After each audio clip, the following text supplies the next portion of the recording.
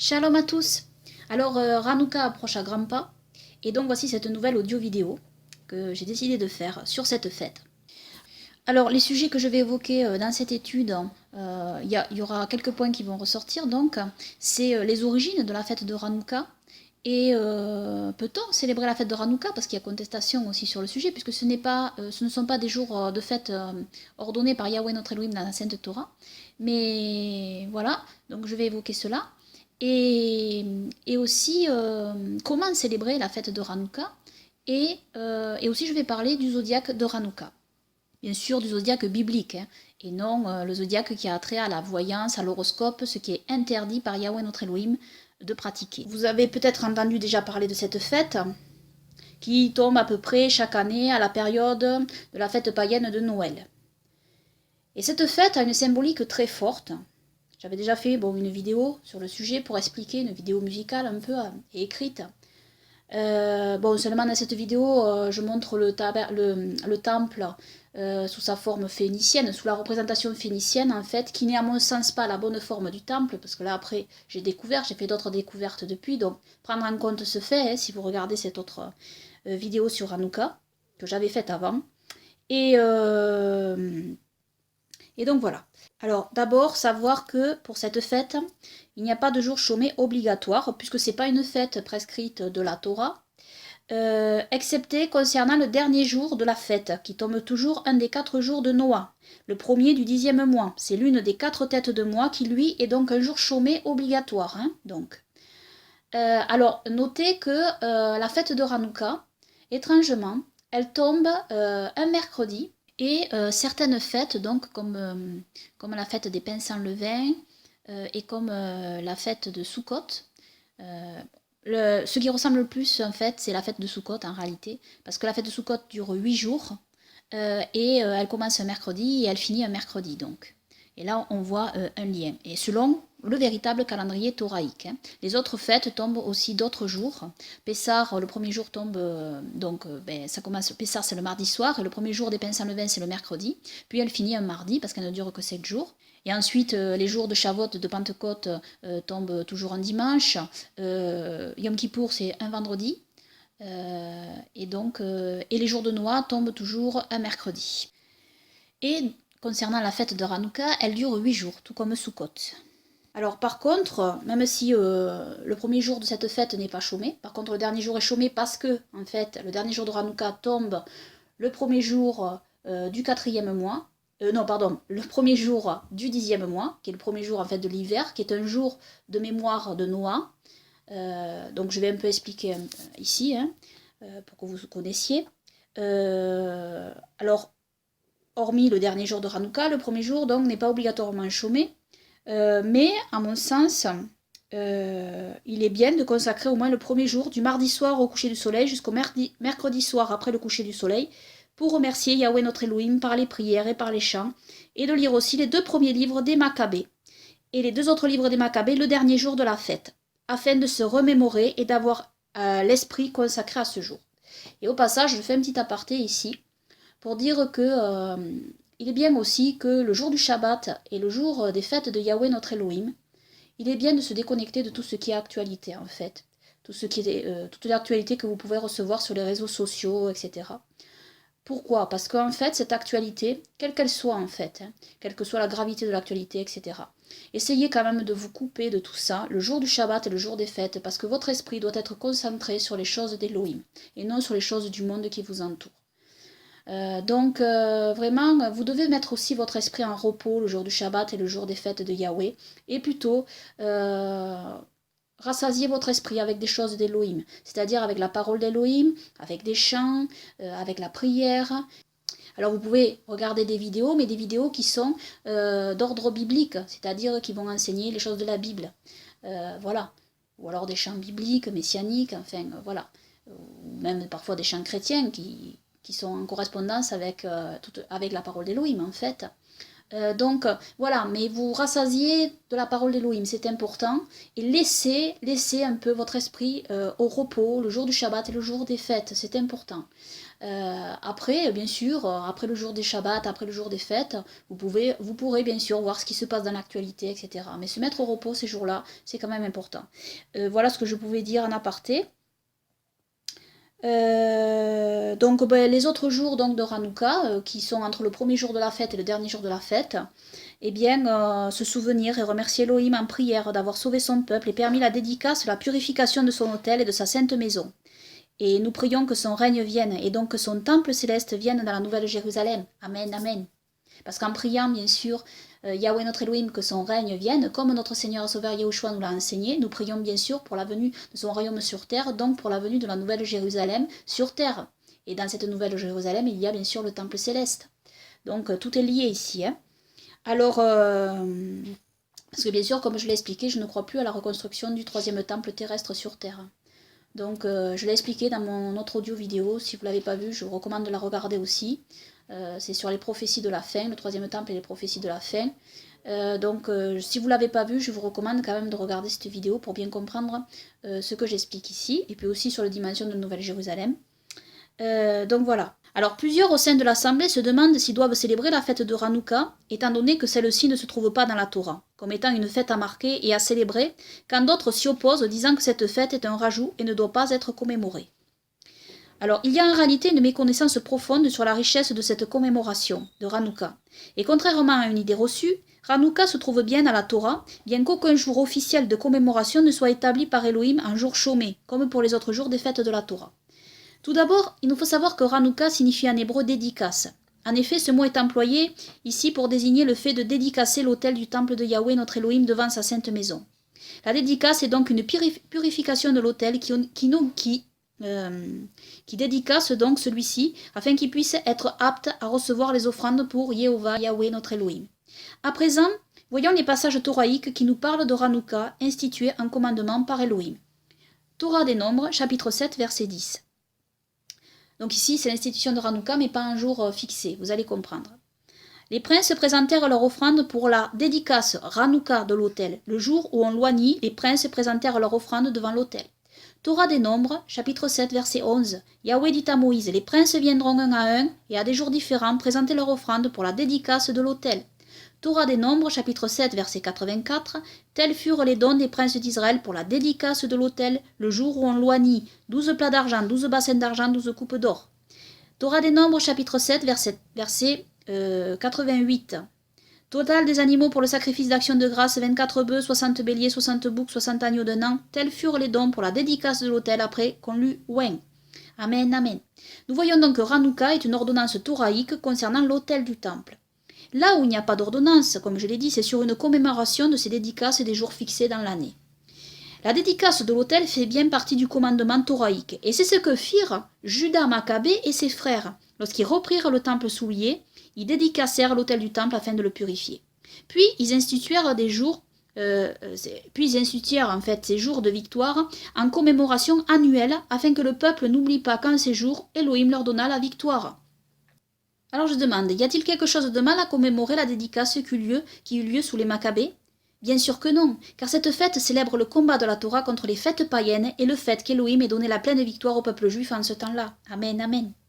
Salomon fit la dédicace de l'autel ainsi qu'Esdras, comme nous le voyons, dans Esdras chapitre 6 versets 15 à 18, et cette maison fut achevée le 3e jour du mois d'Adar, en la 6e année du règne du roi Darius.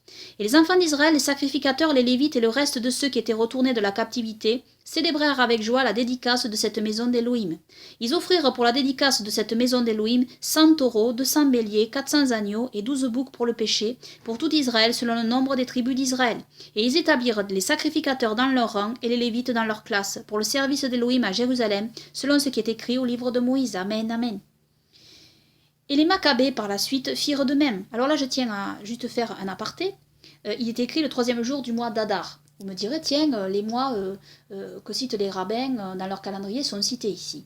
En fait, ce sont des mois babyloniens ici qui sont cités, des noms de mois babyloniens, païens. Et pour certains, ce sont des noms de dieux païens. En réalité, il faut comprendre une chose, c'est qu'ici, dans le livre d'Esdras, il s'agit du retour du peuple juif d'exil de Babylone en terre d'Israël. Et il faut savoir que les Juifs étaient emprunts, avaient cette habitude d'entendre, de comparer, de faire par comparaison avec les mois babyloniens, parce qu'ils étaient habitués en fait aux mois babyloniens en fait. Je vais vous expliquer une comparaison, par exemple. Ici, maintenant, si vous dites, par exemple, je sais pas moi, le 8e jour du 2e mois, si vous dites ça à quelqu'un aujourd'hui, si on parle selon le véritable calendrier thoraïque solaire, si vous dites ça à quelqu'un aujourd'hui, il ne vous comprendra absolument pas. Il ne saura pas de quel jour il s'agit. Parce que lui, dans son esprit, le calendrier qui suit est le calendrier païen grégorien actuel. Donc, pour qu'il comprenne, eh bien, on dira, je dis au hasard ici, par exemple, le 20 avril, le 21 avril, le 22 avril, pour qu'il puisse comprendre le jour exact dont il s'agit, en fait, en rapport avec le véritable calendrier. En fait, on fait par comparaison. Et là, c'est pareil dans le livre d'Esdras, et dans notre livre biblique post-exil du peuple juif, donc, il faut bien comprendre cela. Il y a une comparaison qui est faite, et il parlait pour que les gens comprennent de quel jour il s'agissait en fait. Mais ce n'est pas une licence, si vous voulez, pour accepter en fait les noms de ces mois païens en réalité. Pas du tout. Et moi c'est pareil, je suis obligée, quand je dis aux gens quelles sont les dates, eh bien vous voyez dans mes études, je donne les dates du calendrier païen grégorien. Je suis bien obligée d'agir ainsi, autrement les gens ne sauraient absolument pas de quelle date il s'agit, ils ne pourraient pas suivre les fêtes, en réalité, tout simplement. Donc, concernant Hanouka, la fête commence le 25 du 9e mois, qui était appelé le 25 de Kislev, dans le livre des Maccabées. Et c'est le 25 du 9e mois. Donc voilà, et cette année, il correspond au 12 décembre, donc. Et il dure jusqu'au 1er du 10e mois, c'est-à-dire jusqu'au 19 décembre. Voilà, par comparaison. Donc voilà pour cela qui doit être précisé. Et les Maccabées, donc, célébrèrent aussi avec joie la dédicace. Hein. Notons ce point important que Hanouka est cité dans le Bessora, c'est-à-dire dans l'évangile de Jean. Jean, chapitre 10, versets 22 à 23. Or, on célébrait à Jérusalem la fête de la dédicace, et c'était l'hiver, comme Yahushua se promenait dans le temple au portique de Salomon. Donc, vous voyez, la fête de Hanouka était célébrée au temps de notre Seigneur Sauveur Yahushua. Notez, comme vous pouvez le voir dans la vidéo en fait que j'avais faite sur Hanouka, l'autre vidéo que j'avais faite sur Hanouka, que Hanouka est mise en opposition avec la commémoration païenne de Noël du 25 décembre, date d'anniversaire du faux dieu Zeus. Il s'agit d'une célébration à haute teneur symbolique du combat spirituel que nous devons mener. C'est pour ça que moi j'aime beaucoup la fête de Hanouka en réalité. Il n'est pas mal de célébrer une victoire qu'Elohim a donnée à son peuple en réalité. Ce n'est pas du tout quelque chose d'anti-thoraïque de faire cela. Et comme vous avez vu, la dédicace, c'est dans la Torah, en réalité. Par contre, c'est vrai qu'il n'y a pas de jour fixé par Elohim obligatoire. Donc, en ce sens, oui, il n'y a pas de jour chômé obligatoire pour le premier jour de la fête. Donc, pour ma part, c'est une fête, je trouve, une fête qui tombe en plus à l'époque de la fête païenne de Noël. Et je trouve que c'est une fête donc qui marque vraiment la résistance face aux fêtes païennes. Et alors, je veux parler d'un autre sujet ici, c'est comment célébrer Hanouka. Est-ce que, est-ce qu'on doit le célébrer à la façon rabbinique ou à la façon israélite? Alors vous connaissez sûrement ma réponse, bien sûr c'est à la façon israélite, pas à la façon rabbinique. Et c'est pour ça que j'intitule ma vidéo Hanouka au-delà des traditions ici. Alors, il y a tout de même des choses donc à éclaircir, car de nos jours Hanouka est accaparé dans sa pratique par le rabbinat orthodoxe, qui a établi ses propres lois sur comment pratiquer et suivre cette fête en établissant des commandements sur la célébration de cette fête. Mais il faut rappeler que cette fête n'a pas du tout été instaurée à l'origine dans le Talmud par les rabbins orthodoxes, mais bien par Judas Maccabée et ses frères, qui n'étaient en rien des pharisiens issus du rabbinisme orthodoxe. Nous retrouvons la prescription de cette fête dans les livres des Maccabées que je vous recommande de lire, livres que n'ont même pas les juifs rabbiniques dans leur canon. C'est ça qui est très paradoxal en réalité. Alors, la question qui devrait nous intéresser est de savoir pourquoi les juifs rabbiniques n'ont pas voulu des livres des Maccabées dans leur canon biblique. Il y a plusieurs théories, dont une qui est que cette exclusion des livres des Maccabées pourrait être attribuée à la rivalité politique qui existait à la fin de la période du Second Temple entre les Sadducéens et les pharisiens. Les Sadducéens, une classe sacerdotale responsable du temple, ont ouvertement rejeté les interprétations orales que les pharisiens, la classe proto-rabbinique, ont ouvertement promues. Les Maccabées étaient une famille sacerdotale, tandis que les rabbins, qui ont déterminé la forme finale de leur canon biblique à Jamnia, étaient des descendants des pharisiens. Donc certains posent cette question: est-il possible que l'exclusion des livres des Maccabées ait été l'une des dernières salves de la bataille entre les pharisiens et les Sadducéens? Et je réponds que oui, c'est possible. Je n'en suis pas sûre. Bien sûr, il n'y a pas de certitude sur ce fait, mais c'est une possibilité. Les rabbins de Jamnia auraient-ils été enclins à canoniser un document qui a si clairement fait l'éloge de la famille sacerdotale hasmonéenne? Et en effet, je réponds que c'est possiblement non. Là encore, c'est pas une certitude, mais bon. Alors, me direz-vous, pourquoi les rabbins orthodoxes auraient-ils gardé la célébration de Hanouka? Eh bien, une réponse possible est que c'est parce que cette fête était déjà bien établie au sein de la société juive, bien avant la création du pharisianisme, qui est un mouvement qui est né après l'histoire de Hanouka et des Maccabées. Et par conséquent, les pharisiens ont adapté cette fête à leur façon, en ajoutant des traditions et rituels obligatoires, en plus de la simple commémoration. Alors, je vais parler d'un point ici. Parlons notamment du soi-disant miracle de la fiole d'huile raconté à Hanouka.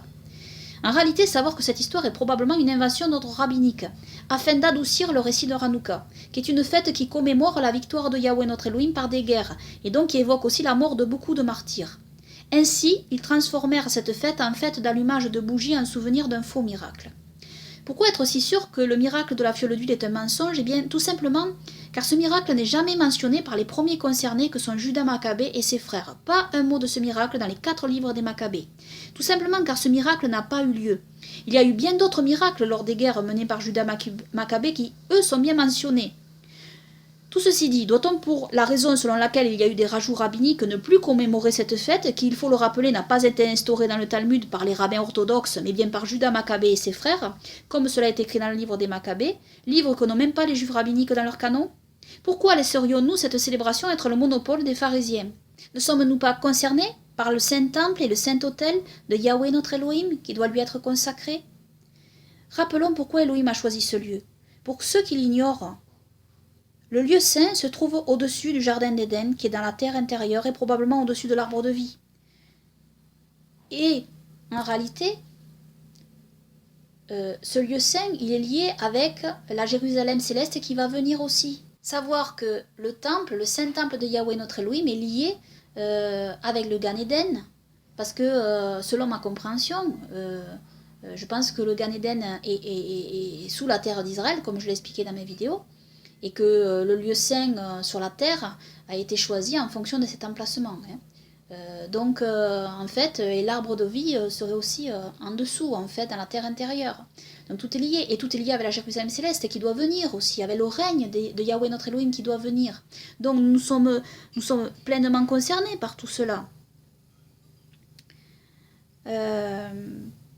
Nous sommes israélites en Yahushua, donc nous sommes donc attachés à cette terre et à ce lieu saint aussi.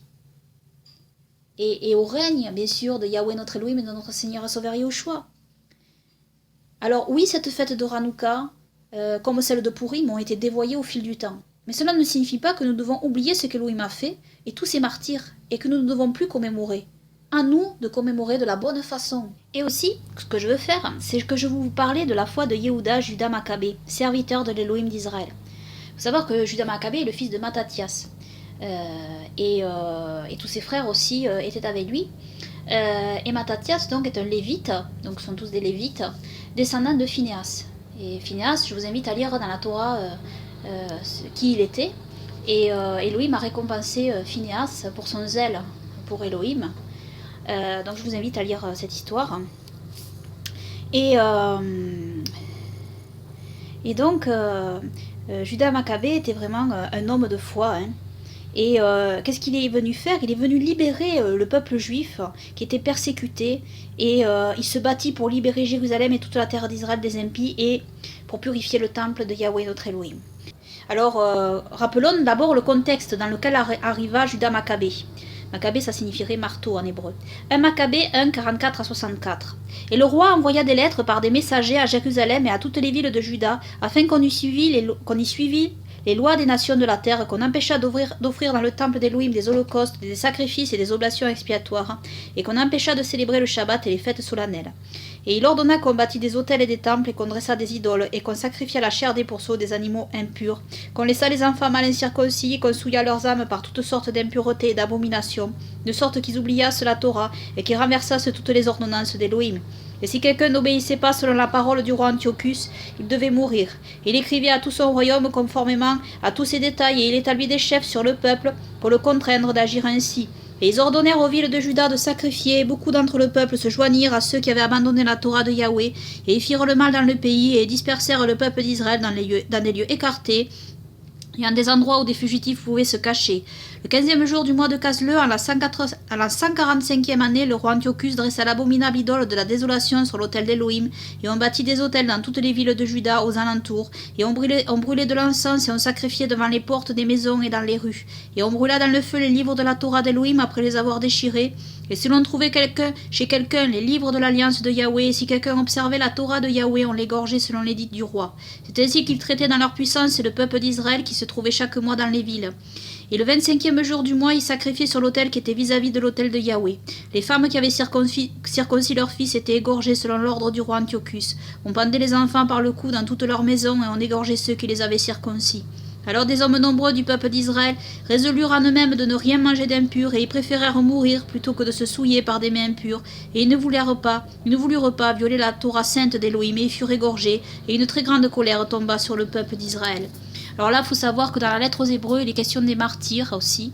Et il est possible donc que l'auteur de la lettre aux Hébreux cite notamment des martyrs qui vécurent aussi au temps, en ces temps-là, qui sont cités dans le livre des Maccabées. Donc, lorsque Yehuda, Juda Maccabée apprenait que des Israélites étaient persécutés pour leur foi, comme je l'ai dit, il venait les libérer. Il se battit pour libérer Jérusalem et toute la terre d'Israël des impayés pour purifier le temple de Yahweh notre Elohim. Le peuple d'Israël, qui voulut suivre Elohim, invoqua dans ses souffrances Yahweh l'Elohim d'Israël, et il répondit à leurs supplications en leur envoyant un libérateur pour leur époque tourmentée. Maintenant, je vais vous citer quelques passages des livres des Maccabées, et pour vous montrer le zèle saint de la foi qu'anima les actes de Juda Maccabée. 1 Maccabée chapitre 3, versets 17 à 26. Le peuple dit à Juda, « Comment pourrons-nous, si peu nombreux, combattre contre une multitude si grande et si forte, fatigués que nous sommes par le jeûne d'aujourd'hui ?»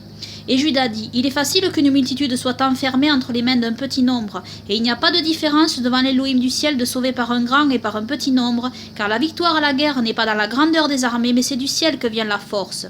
Eux, ils arrivent à nous avec une multitude insolente et avec orgueil pour nous perdre, nous et nos femmes et nos enfants, et pour nous dépouiller. Mais nous combattrons pour nos vies et pour nos lois, et Yahweh Jéhovah les brisera lui-même devant nous. Vous donc, ne les craignez pas. » Dès qu'il eut cessé de parler, il s'élança aussitôt sur eux, et Séron fut écrasé devant lui avec toute son armée. Juda le poursuivit à la descente de Béthoron jusqu'à la plaine, et 800 hommes d'entre eux furent tués. Mais le reste s'enfuit dans le pays des Philistins. Alors la terreur de Juda et de ses frères et l'effroi fondirent sur toutes les nations alentour. Son nom parvint jusqu'au roi, et toutes les nations racontaient les combats de Juda. Amen, amen. 1 Maccabée chapitre 3 versets 55 à 60. Juda établit des chefs du peuple, des tribuns, des centurions et des officiers de 50 hommes et de 10, et il dit à ceux qui venaient de bâtir des maisons, d'épouser des femmes et de planter des vignes, et à ceux qui étaient timides de retourner chacun dans sa maison selon la Torah. Alors ils levèrent le camp et vinrent camper près d'Emmaüs du côté du midi. Et Juda dit, « Préparez-vous et soyez des hommes courageux, tenez-vous prêts pour demain matin, afin de combattre contre ces nations qui se sont assemblées contre nous pour nous perdre, nous et nos choses saintes, car il nous est meilleur de mourir dans le combat que de voir les maux de notre peuple et des choses saintes, cependant que ce qui est voulu dans le ciel s'accomplisse. Amen, amen. » 1 Maccabée 4, 6 à 15. Lorsque le jour fut venu, Juda parut dans la plaine avec 3000 hommes seulement, qui n'avaient ni bouclier ni épée, et ils virent que l'armée des nations était forte, et que les soldats portaient des cuirasses, et qu'il y avait de la cavalerie autour d'eux, et qu'ils étaient exercés au combat. Et Juda dit aux hommes qui étaient avec lui, « Ne craignez point leur multitude, ne redoutez pas leur choc. Souvenez-vous de quelle manière nos pères furent sauvés dans la mer Rouge, lorsque le Pharaon les poursuivait avec une armée nombreuse. » Crions maintenant vers le ciel, et Yahweh aura pitié de nous. Il se souviendra de l'alliance faite avec nos pères, et il brisera aujourd'hui cette armée devant nos yeux. Et toutes les nations sauront qu'il y a un Rédempteur et un Libérateur d'Israël. Alors les étrangers levèrent les yeux et les virent qui s'avançaient contre eux. Ils sortirent du camp pour le combat, et ceux qui étaient avec Juda sonnèrent de la trompette, et ils se rencontrèrent. Et les nations furent battues et s'enfuirent dans la plaine. Les derniers tombèrent tous sous le glaive, et les Juifs les poursuivirent jusqu'à Gézéron, et jusqu'aux campagnes d'Idumée, d'Azote et de Jamnias, et jusqu'à 3000 d'entre eux succombèrent. Alors, ce que je veux dire aussi, c'est que ici, je vous lis pour que vous appreniez, parce que je sais que dans le monde chrétien, Judas Maccabée, Mattathias, etc., sont des héros bibliques qui ne sont pas connus par les chrétiens en temps ordinaire, qui, dans leur Bible, malheureusement, dans leur canon biblique, n'ont pas les livres des Maccabées. Voilà.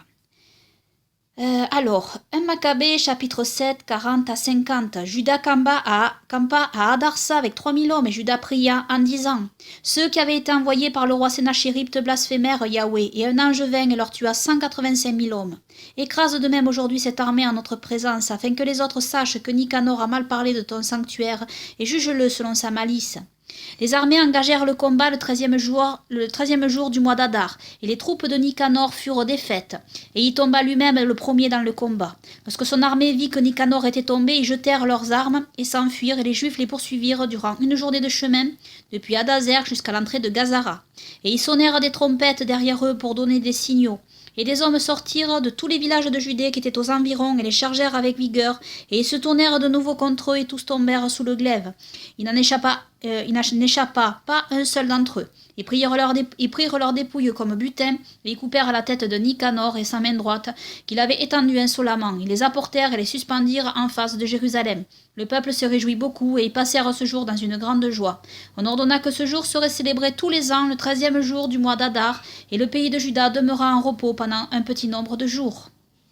Alors ici, savoir que ça peut paraître comme ça dur à entendre, de couper la tête de quelqu'un, d'un chef. Les gens pensent maintenant, avec les décapitations, ils pensent plus à Daesh et tout ça, aux islamistes. Mais là, bien comprendre que en ces temps-là, quand ils coupaient les têtes, ils ne coupaient pas les têtes des gens, de tout le monde, les Israélites. C'est pas comme Daesh et comme les islamistes, hein, bien sûr que non. D'abord, il tuait la personne et il lui coupait la tête après. Et en plus, c'était la tête du chef. Pourquoi faire ça? Est-ce que c'est par cruauté? Non, pas du tout. C'est pas par cruauté qu'il faisait ça, par amour du sang, etc. Pas du tout. C'était pour prouver au peuple que le chef était bien mort. Parce que tuer le chef et juste revenir en disant j'ai tué le chef ne suffisait pas pour convaincre bien souvent tout le monde. Et donc, il fallait une preuve de la mort de la personne, du chef, entre autres. Et quand le chef était tué, bien souvent, les armées s'enfuyaient. Hein. C'est-à-dire qu'il n'y avait plus, quelqu'un à la tête de l'armée. Et cela déstabilisait complètement l'armée. Et donc, les soldats s'en allaient et partaient. Donc, c'était la défaite. Donc, c'était vraiment dans le but de marquer et de prouver donc la défaite. Bien sûr, c'était une humiliation, c'est sûr, mais aussi c'était pour apporter une preuve. C'est pareil quand le roi David a tué Goliath et l'a décapité. Donc c'était une preuve de la mort du géant abominable Goliath.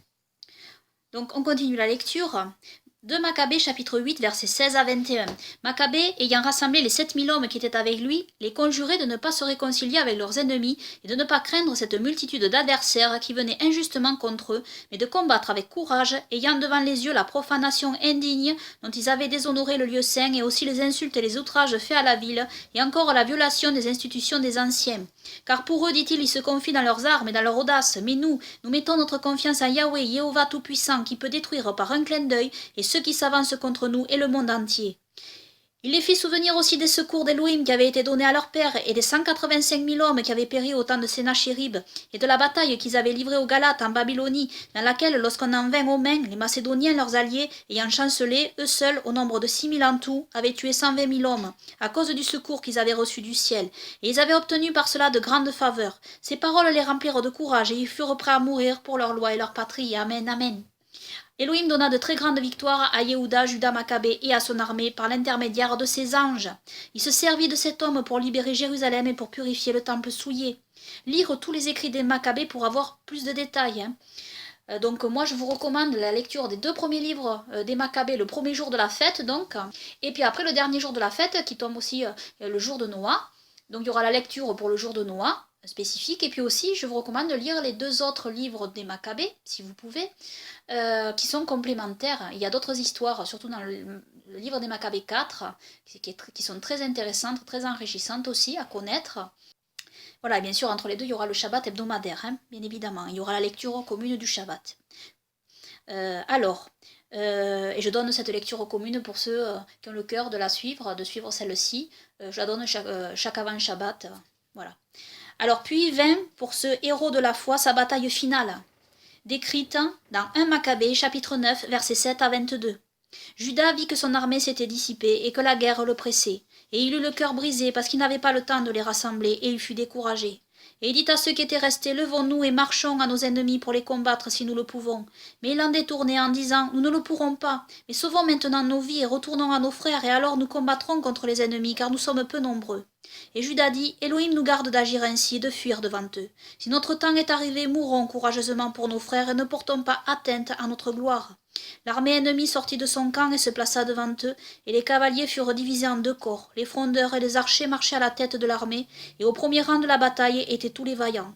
Bachidès était dans l'aile droite, et les bataillons s'approchèrent des 2 côtés, et ils sonnaient de la trompette. Ceux qui étaient du côté de Juda poussèrent aussi des cris, et la terre fut ébranlée par le bruit des armées, et le combat fut engagé depuis le matin jusqu'au soir. Juda vit que la partie la plus forte de l'armée de Bachidès était à droite, et tous les vaillants de cœur se groupèrent auprès de lui. Et l'aile droite fut écrasée par eux, et il les poursuivit jusqu'à la montagne d'Azote. Ceux qui étaient à l'aile gauche virent que l'aile droite avait été écrasée, et suivirent par derrière Juda et ceux qui étaient avec lui. Le combat devint très vif, et beaucoup tombèrent, frappés parmi ceux et parmi ceux-là, parmi ceux-ci et parmi ceux-là. Juda aussi tomba, et les autres s'enfuirent. Jonathan et Simon emportèrent Juda leur frère, et ils l'ensevelirent dans le sépulcre de leur père, dans la ville de Modine. Tout le peuple d'Israël fit un grand deuil sur lui, et on le pleura pendant des jours nombreux. Et on disait, comment est tombé le héros qui sauvait le peuple d'Israël? Les autres récits des guerres de Juda et des actions d'éclat qu'il a faites et de sa grandeur n'ont pas été écrits, car ils étaient trop nombreux. Amen, amen. Que la mémoire de Matthias et de Yehuda, Judas Maccabée et de tous ces héros de la foi soit bénie et honorée. Amen, amen. Alors aussi, je veux évoquer les véritables miracles qui ont eu lieu durant les guerres des Maccabées, car ces miracles ont été complètement éludés dans la célébration de la fête de Hanouka et pour être remplacés par une histoire sur la fiole d'huile, qui est à mon sens une invention rabbinique. Pas que Elohim ne puisse pas, bien sûr, faire ce miracle, Elohim peut tout, bien évidemment, mais bon, il semblerait que cette histoire soit une invention rabbinique. Par contre, il y a bien eu des miracles, et qui sont souvent non dits, concernant la fête de Hanouka, et ces miracles, je vais vous les partager, en fait, qui sont écrits dans le livre des Maccabées, et qu'il est intéressant de connaître. Alors, nous avons par exemple Héliodore et le trésor du temple. Alors c'est dans 2 Maccabées, chapitre 3, versets 8 à 40. Je vais vous le lire donc. Aussitôt Héliodore se mit en route en apparence pour visiter les villes de Célicyrie et de Phénicie, mais en réalité pour exécuter l'intention du roi. Mais lorsqu'il fut arrivé à Jérusalem et qu'il eut été reçu avec amabilité dans la ville par le souverain sacrificateur, il fit part de l'information donnée au sujet de l'argent et déclara le motif de sa présence. Puis il demanda si tel était l'état des choses. Alors le souverain sacrificateur lui représenta que cet argent était en dépôt, que c'était la subsistance des veuves et des orphelins, qu'une partie des sommes dont l'impie Simon avait parlé appartenait à Hircan, fils de Tobie, homme très éminent, que le tout consistait en 400 talents d'argent et en 200 talents d'or, qu'au reste il était absolument impossible de tromper ceux qui avaient eu confiance dans un lieu et dans un temple qui était honoré dans le monde entier pour sa majesté et sa sainteté. Mais lui, sur les ordres qu'il avait reçus du roi, disait qu'il fallait à tout prix que ces sommes fussent portées au roi. Au jour marqué, Héliodore entra dans le temple pour exécuter cette entreprise. Cependant, une vive émotion régnait dans toute la ville. Les sacrificateurs se prosternèrent devant l'autel avec leurs vêtements sacerdotaux, et ils invoquaient dans le ciel celui qui a fait la Torah relative aux dépôts, afin qu'il les conservât intacts à ceux qui les avaient déposés. Mais quiconque regardait le visage du souverain sacrificateur était blessé jusqu'au cœur, car sa physionomie, le changement de son teint déclarait la douleur intérieure de son âme, car une certaine tristesse était répandue autour de lui, et le frisson de son corps manifestait à ceux qui le regardaient la douleur de son cœur. Plusieurs accouraient aussi en troupe des maisons, conjurant Elohim par des prières publiques, parce que ce lieu allait être exposé au mépris. Les femmes, la poitrine sainte de silice, allaient en foule par les rues, les jeunes filles mêmes qui demeuraient renfermées couraient les unes vers Onias, les autres vers les murailles et quelques-unes regardaient par les fenêtres, toutes priaient en étendant leurs mains vers le ciel, car l'attente de cette multitude confuse et du souverain sacrificateur accablé d'affliction était digne de pitié. Ils invoquaient l'Élohim Tout-Puissant, afin que les sommes qu'on leur avait confiées fussent très intégralement conservées à ceux qui les avaient déposées. Et Héliodore exécutait dans le même lieu le dessein qu'il avait résolu, étant présent avec ses gardes auprès du trésor. Mais le souffle de l'Élohim Tout-Puissant se manifesta avec une telle évidence que tous ceux qui avaient osé obéir à Héliodore, renversés par la force d'Élohim, furent frappés d'impuissance et d'effroi.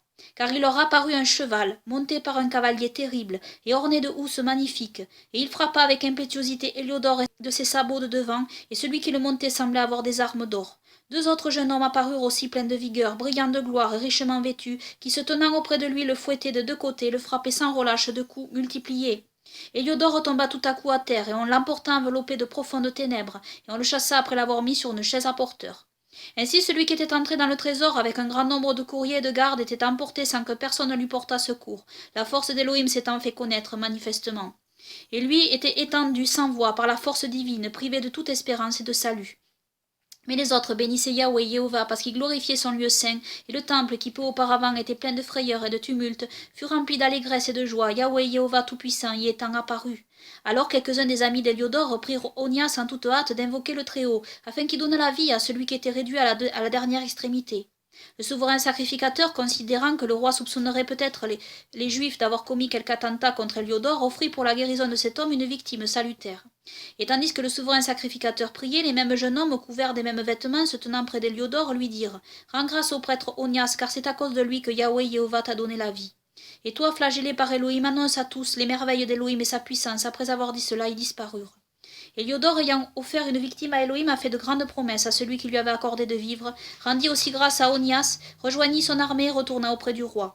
Et il rendait témoignage à tous des œuvres du grand Elohim qu'il avait vues de ses yeux, et le roi ayant demandé à Héliodore qui lui paraissait propre à être envoyé encore à Jérusalem, il dit « Si tu as quelque ennemi ou quelqu'un qui a été formé des desseins contre ton royaume, envoie-le là-bas, et tu le reverras flagellé, si toutefois il en échappe, parce qu'il y a vraiment dans ce lieu quelque vertu divine. Car celui qui a sa demeure dans les cieux est lui-même présent en ce lieu. Il en est le protecteur, et il frappe et fait périr ceux qui y viennent pour faire du mal. Voilà donc ce qui se passa au sujet d'Héliodore et de la préservation du trésor. Amen, amen. » Alors ensuite, il y a d'autres miracles. Durant les guerres avec Yehuda, Judas Maccabée. Par exemple, 2 Maccabées, chapitre 10, versets 24 à 31. Mais Timothée, qui avait auparavant été vaincu par les Juifs, ayant levé une armée de troupes étrangères et assemblée de la cavalerie d'Asie, s'avança comme pour s'emparer de la Judée par les armes. Or, comme il approchait, Maccabée et ceux qui étaient avec lui conjuraient Yahweh Jéhovah, la tête couverte de terre et les reins ceints de silice, prosternés au pied de l'autel, de leur être propice et d'être l'ennemi de leurs ennemis et l'adversaire de leurs adversaires, comme dit la Torah. Ainsi, après la prière, ayant pris les armes et s'étant avancés assez loin de la ville, ils s'arrêtèrent lorsqu'ils furent près des ennemis. Dès que le soleil commença à paraître, les deux armées engagèrent le combat, les uns ayant, outre leur valeur, Yahweh même pour garant de la victoire et du succès, les autres n'ayant que leur courage pour guide dans la lutte. Mais au plus fort du combat, 5 hommes apparurent du ciel aux ennemis, sur des chevaux ornés de freins d'or, servant de guide aux Juifs. 2 d'entre eux, ayant Maccabée au milieu d'eux, le couvraient de leurs armes et le conservaient sain et sauf, mais ils lançaient des traits et la foudre contre les ennemis qui tombaient frappés d'aveuglement et mis en désordre. Il y en eut 20 500 de tués et 600 cavaliers. Ensuite, nous avons 2 Maccabées, chapitre 11, versets 5 à 10. Étant entré donc en Judée, s'étant approché de Bethsoura, qui était dans un lieu étroit, à la distance de 5 stades de Jérusalem, il attaqua cette forteresse. Lorsque Maccabée et ceux qui étaient avec lui apprirent que les forteresses étaient attaquées, ils priaient Yahweh Jéhovah avec pleurs et avec larmes, et tout le peuple en même temps qu'eux, d'envoyer un bon ange pour le salut d'Israël. Et Maccabée, prenant lui-même le premier les armes, exhorta les autres à s'exposer comme lui au péril et à porter secours à leurs frères.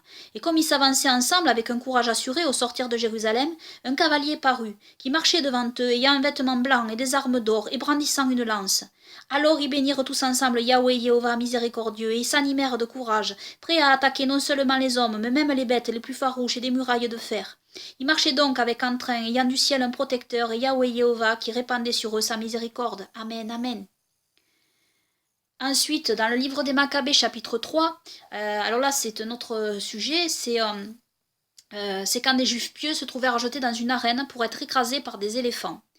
Voilà, et ce miracle, malheureusement, il est très peu connu. Durant la fête de Hanouka, voilà, il n'est pas question. C'est toujours les traditions rabbiniques qui priment sur l'allumage des bougies, etc. Mais tout ça, c'est rabbinique, c'est d'ordre rabbinique, c'est pas du tout des prescriptions toraïques. Lors de la fête de Hanouka, il n'est pas dit qu'il faut allumer chaque jour une bougie, etc. Vous pouvez le faire, mais je veux dire, c'est pas ça qu'il faut suivre pour Hanouka. Je veux dire, pour Hanouka, c'est une fête de commémoration, de mémoire, de prière, d'adoration pour Yahweh notre Elohim et de remerciement pour Yahweh notre Elohim. Donc voilà, se rappeler vraiment de la victoire sur les fêtes païennes, sur l'ennemi. Et après, je vais vous parler d'un autre point aussi. Donc, je vais vous lire donc ce passage 3 Maccabées, chapitre 6. Un certain Éléazar, un personnage considérable d'entre les sacrificateurs du pays, déjà avancé en âge et possédait toutes les vertus qui honorent un homme, fit taire les anciens qui se trouvaient près de lui, afin d'invoquer l'Élohim saint et pria ainsi. Ô grand roi, Élohim suprême et tout-puissant, toi qui gouvernes l'univers avec miséricorde, à la race d'Abraham, aux enfants de ce Jacob qui t'a été consacré, à ce peuple qui est ta propriété sacrée et qui doit périr injustement sur une terre étrangère. Ô Père, c'est toi qui as exterminé avec son orgueilleuse armée et sa multitude de chars ce pharaon, jadis maître de cette même Égypte, quand il s'éleva dans son audace impie et avec sa langue insolente. Tu les as plongés dans la mer et as fait apparaître à Israël la lumière de ta miséricorde. Amen, amen. Ce Sénachérib, le farouche roi des Assyriens, si fier de ses innombrables guerriers, lui qui avait déjà conquis tout le pays avec son épée et qui osa s'élever contre ta sainte ville en proférant des paroles menaçantes dans sa téméraire outrecuidance. Toi, Yahweh, Jéhovah, tu l'as frappé et tu as montré ainsi ta puissance à toutes les nations. Les 3 amis qui, à Babylone, avaient volontiers donné leur vie au feu pour ne pas adorer les idoles. Tu les as sauvés sans qu'un seul cheveu de leur tête fût brûlé, en rafraîchissant la fournaise par ta rosée, tandis que tu tournas la flamme contre tous leurs adversaires. Tu as ramené à la lumière sans aucune lésion ce Daniel que d'un vieux calomniateur avait fait jeter au fond de la fosse pour qu'il servît de pâture aux lions. Tu as rendu sain et sauf au sien ce Jonas qui languissait misérablement dans le ventre du monstre marin, enfanté par l'abîme. Ô Père, maintenant aussi, toi qui haïs l'arrogance et qui es riche en miséricorde, protecteur universel, hâte-toi de te manifester à la race d'Israël, maltraitée et outragée par ces païens impies et exécrables. Si notre vie s'est engagée dans le péché par suite de notre séjour à l'étranger, donne-nous la mort, ô Yahweh, comme il te plaira, après nous avoir sauvés des mains de nos ennemis. Pour que ces adorateurs de faux Elohim ne glorifient pas leurs idoles au sujet de la ruine de tes bien-aimés en disant « Leur Elohim même ne les a pas sauvés ». Toi qui possèdes toute force et toute puissance, ô Yahweh Jéhovah, regarde-nous qui allons être privés de la vie comme des traîtres par la folle insolence de ces impies. Puissent les païens aujourd'hui être frappés de stupeur en voyant ta puissance invincible, ô Elohim qui a le pouvoir de sauver la race de Jacob. Toute cette multitude d'enfants ainsi que leurs parents t'implorent avec larmes que toutes les nations apprennent que toi, Yahweh Jéhovah, tu es avec nous, que tu n'as pas détourné de nous ta face, mais accomplis ta promesse, que tu n'oublierais pas les tiens même quand ils seraient dans le pays de leurs ennemis. Au moment où Éléazar finissait sa prière, le roi s'approcha de l'hippodrome avec les éléphants et toute sa bruyante armée. Quand les Juifs l'aperçurent, ils poussèrent de grands cris vers le ciel, si bien que les vallées voisines en retentirent et que les troupes mêmes ne purent se contenir et éclatèrent aussi en lamentation. Alors le vrai Elohim tout-puissant et glorieux fit apparaître sa sainte face. Il ouvrit les portes du ciel et il en descendit 2 anges à la fois splendides et terribles à voir, et visibles pour tout le monde, excepté pour les Juifs. Ils se placèrent devant la troupe des adversaires, les remplirent d'une peur terrible et les arrêtèrent immobiles comme liés avec des chaînes. Le roi même fut saisi d'un frisson par tout son corps et il oublia tout à coup son farouche emportement. Les bêtes se tournèrent contre les soldats armés qui les suivaient et les firent périr en les foulant aux pieds. Alors la fureur du roi se changea en lamentation et sanglots au sujet de ce qu'il avait médité auparavant. Car lorsqu'il entendit les cris et qu'il vit comment tout son monde était subitement livré à la destruction, il pleura de colère et menaça ses conseillers intimes en disant « Vous arrogez le pouvoir royal et vous dépassez les tyrans en cruauté, et à moi votre bienfaiteur, vous voulez enlever le pouvoir et la vie en entreprenant secrètement ce qui n'est pas du tout profitable au royaume. Qu'est-ce qui a arraché à leur domicile ces hommes qui occupaient fidèlement les forteresses du pays et les a rassemblés ici sans juste motif ? Qu'est-ce qui a exposé ainsi à des tourments non mérités des hommes qui de tout temps ont surpassé en loyauté toutes les autres nations et qui souvent ont affronté les plus terribles périls? Déliez-les, ôtez-leur ces chaînes injustes, renvoyez-les en paix chez eux et demandez-leur pardon de ce qui s'est fait. Relâchez ces enfants de l'Élohim vivant et tout-puissant qui est au ciel et qui depuis le temps de nos ancêtres jusqu'à ce jour nous a accordé une prospérité glorieuse et non interrompue. Voilà ce que dit le roi. Et les Juifs furent à l'instant même remis en liberté et échappés à une mort imminente. Ils bénirent l'Élohim saint leur sauveur. Amen, amen. Après cela, le roi rentra dans la ville, et ayant fait appeler le ministre des Finances, il lui ordonna de fournir aux Juifs, pendant 7 jours, du vin et tout ce qui serait nécessaire pour un festin. Il voulait qu'ils fêtassent leur délivrance à l'endroit même où ils avaient pensé devoir endurer le supplice. Alors ces hommes naguère accablés d'outrage et qui allaient descendre au séjour des morts, ou plutôt qui en avaient déjà touché le seuil, au lieu de subir une mort amère et misérable, organisèrent un repas solennel pour célébrer leur mise en liberté, et s'assirent par bande à un banquet joyeux, sur la place qui aurait dû être le théâtre de leur destruction, leur servir de tombeau. Cessant leurs chants lugubres et plaintifs, ils entonnèrent un cantique national pour louer Elohim, qui les avait sauvés si miraculeusement, et ne songeant plus aux lamentations et aux cris de détresse, ils formèrent des chœurs pour montrer la joie que leur inspirait leur salut. Amen, amen. Le roi aussi de son côté assembla de nombreux convives à cette occasion et ne cessa de remercier le ciel avec effusion pour le secours inattendu qu'il en avait obtenu. Mais ceux qui naguère avaient cru les juifs perdus et destinés à être jetés en pâture aux oiseaux et qui s'étaient fait un plaisir de les enregistrer se mirent maintenant à soupirer couverts de honte et leur rage qui tout à l'heure jetait feu et flamme s'éteignit ignominieusement. Tandis que les Juifs, comme nous venons de le dire, se livrèrent au plaisir de la danse et du festin, en rendant joyeusement grâce à Elohim et en chantant des psaumes. Ils établirent entre eux comme règle pour toute leur colonie et à perpétuité de férier ces jours avec des réjouissances, et cela non pour boire et faire bonne chère, mais en vue de la délivrance qu'Elohim leur avait procurée. Ils s'adressèrent ensuite au roi pour qu'il leur permît de rentrer chez eux. On les avait enregistrés depuis le 25 Pachon, c'est le mois, c'est le jour du mois, jusqu'au 4 Épiphi, pendant 40 jours, et leur supplice devait avoir lieu du 5 au 7 Épiphi, durant lesquels 3 jours. Le Maître de l'univers, manifestant glorieusement sa miséricorde, les avait tous préservés sans qu'ils fussent lésés le moins du monde. Le festin continua jusqu'au 14, le roi leur fournissant tout ce qu'il fallait, et ce jour-là ils demandèrent à être congédiés. Le roi leur prodigua les éloges et leur fit remettre la lettre suivante, adressée au gouverneur des différentes villes, et exprimant sa ferme résolution avec magnanimité. Amen, amen. Gloire et louange soient à Yahweh, Jéhovah, notre Elohim et notre roi, qui sauva son peuple par toutes sortes de prodiges. Que le saint nom de Yahweh Jéhovah et notre Seigneur et Sauveur Yahushua, notre Elohim et notre Roi, soit sanctifié, loué, glorifié, remercié pour l'éternité, que son règne vienne. Amen, amen. Et je veux rajouter aussi, après vous avoir partagé tout cela, un autre point aussi. Il faut savoir que selon le calendrier thoraïque véritable, pour ceux qui ont regardé ma vidéo sur les Mazzaroth, les constellations bibliques donc, ils ont pu voir que j'ai parlé du zodiaque concernant Hanouka. Donc concernant le zodiaque, bien savoir il ne s'agit pas de faire de la voyance avec les constellations du zodiaque, ce qui est extrêmement interdit, ce qui est interdit par Yahweh notre Elohim dans sa sainte Torah. Ce n'est pas ça du tout. Il s'agit juste de regarder ce qu'Elohim a créé et il faut savoir qu'il y a des messages qui sont inscrits dans le ciel prophétique et ça je vous invite à regarder ma vidéo en détail sur ce sujet que je mets dans la description de celle-ci. Donc ça n'a rien à voir avec la voyance, avec l'horoscope, etc. Bien évidemment. Bon, les choses sont dites. Mais, alors par contre, je fais remarquer que au moment de Hanouka, il faut savoir que c'est un mois. Alors, il faut savoir que la constellation biblique, le zodiaque biblique, c'est l'astrologie biblique, c'est celle que les mages d'Orient suivirent pour aller se prosterner devant notre Seigneur et Sauveur Yahushua. Astrologie qui est en opposition avec l'astrologie païenne démoniaque, avec voyance et horoscope, qui est bien sûr interdite par Yahweh notre Elohim. Donc voir mon étude, encore une fois. Alors il faut savoir qu'il y a deux suivis des constellations. Comme vous pouvez le voir ici, je parle de la constellation du Scorpion et la constellation du Sagittaire concernant le zodiaque de Hanouka. Il y a un suivi avec le soleil qui passe dans les 12 constellations, mais en prenant en compte la grande différence des constellations, donc ce passage n'est pas réparti de manière égale dans les 12 mois de l'année. On parle de zodiaque sidéral. L'autre suivi consiste à couper les 12 constellations de manière égale pour les 12 mois de l'année. On parle de zodiaque tropical. Donc, il y a donc un décalage entre ces deux suivis, mais pour bien comprendre, le suivi sidéral précède le suivi tropical. Lorsque le Soleil se trouve dans une constellation, le suivi tropical consiste à suivre la constellation visible après le coucher du Soleil. Le zodiaque tropical est en réalité le seul visible à l'œil humain, durant la nuit, car le zodiaque sidéral est invisible à cause du Soleil qui l'occupe.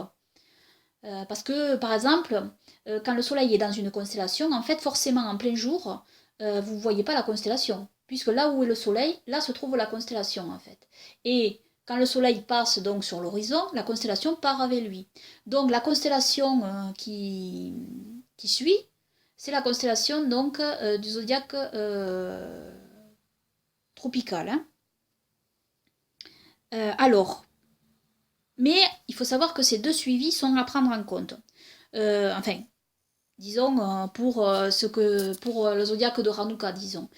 Pour le reste, visiblement, les Juifs de Qumran suivaient donc les constellations de l'ordre tropical. En réalité, coupées en 12 mois égaux. Donc, ils connaissaient bien sûr, je pense, la constellation les suivis sidérales, bien évidemment. Mais ils coupaient les constellations en 12 parts égales. Donc, c'était tropical, apparemment, parce que moi, je comprends. Donc voilà. Donc ceci bien expliqué. Alors savoir qu'au 9e mois, le zodiaque, donc le 9e mois c'est le mois de Hanouka, et que le zodiaque sidéral concerne la constellation du Scorpion. Donc le zodiaque sidéral c'est quand c'est le Soleil. Le Soleil est dans cette constellation en fait, au 9e mois. Alors c'est la constellation du Scorpion. Alors ça c'est très intéressant parce que c'est Akrab en hébreu qui signifie conflit ou guerre. Al-Akrab en arabe qui signifie la blessure qui vient. Isidis en copte qui signifie attaque de l'ennemi ou oppression. Alors comme vous pouvez le voir, c'est pas une constellation de paix. Hein.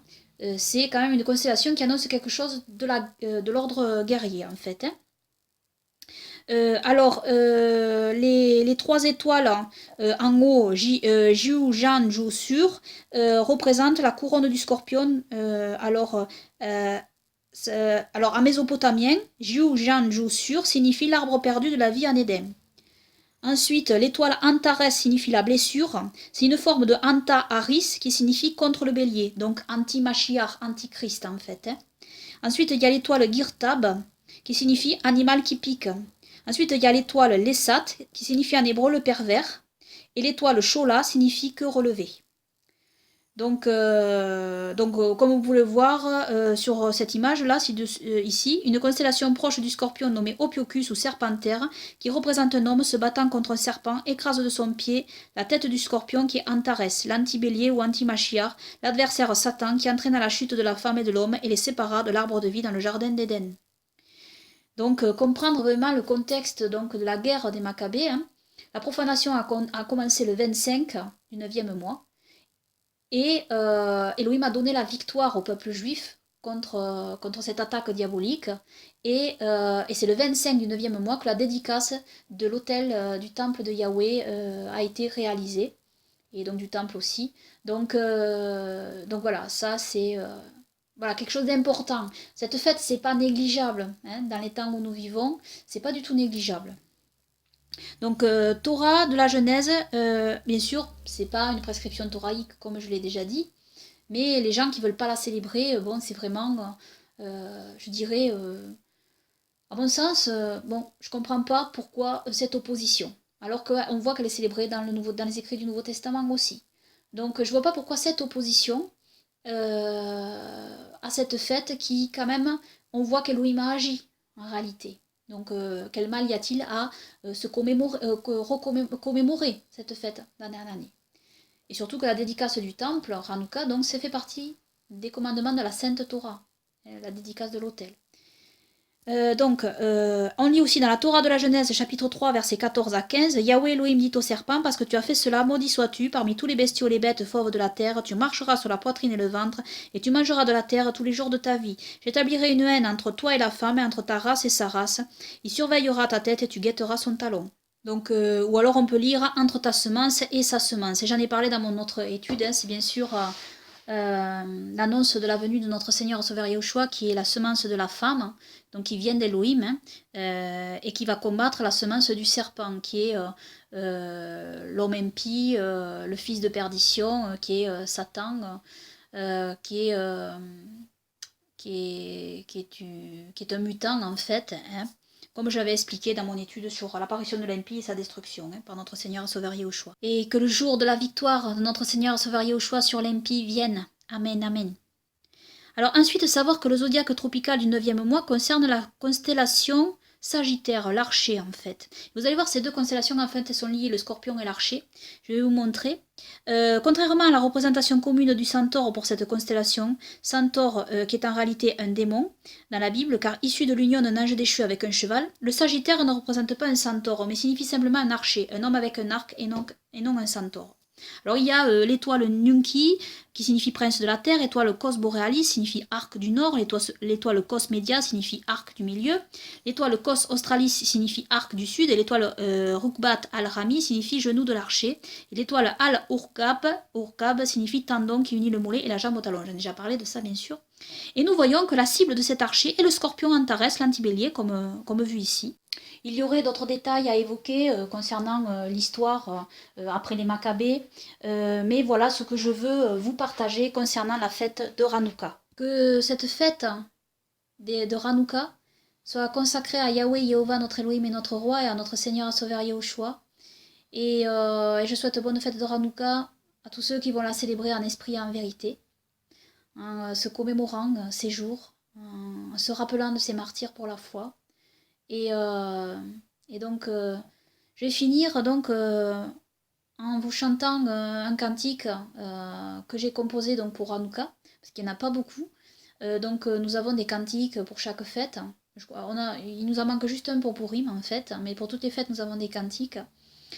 Donc ici je vais vous interpréter ce petit cantique et puis je vais le noter aussi dans la description de la vidéo. Et si vous le voulez pour chanter pour Hanouka, il vous suffit de le recopier puis de noter l'air que je chante tout simplement. Donc le voici. Alors je commence. Célébrons la dédicace Hanouka de l'autel de ta maison, Yahweh. Que nos voix au ciel s'élèvent, Hanouka, pour te remercier toi seul, Yahweh. Que notre esprit se souvienne, Hanouka, de tous les martyrs morts pour la foi. Remettons-nous en mémoire Hanouka, Mattathias et Judas Maccabée.